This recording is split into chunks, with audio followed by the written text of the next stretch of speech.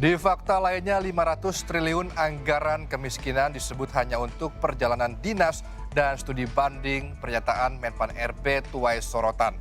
Merespon kegaduhan, Abdullah Azwar Anas sampaikan penjelasan. Hampir 500 triliun anggaran kita untuk anggaran kemiskinan yang tersebar di kementerian dan lembaga. Tetapi ini tidak inline dengan target prioritas Bapak Presiden karena kementerian lembaga sibuk dengan urusan masing-masing. Bapak sekalian, kalau tidak ke depan ini akan berulang terus. Programnya kemiskinan tapi banyak terserap di studi banding kemiskinan.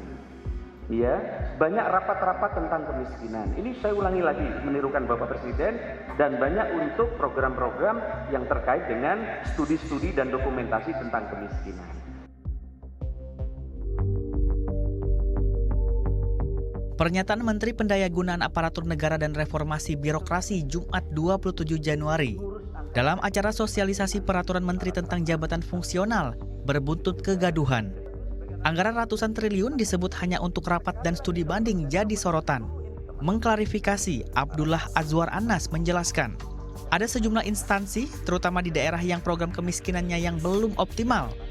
Faktanya memang banyak terjadi, namun tidak semua habis untuk rapat dan studi banding kemiskinan. Sehingga ditegaskannya, perlu program kemiskinan yang jelas serta selaras.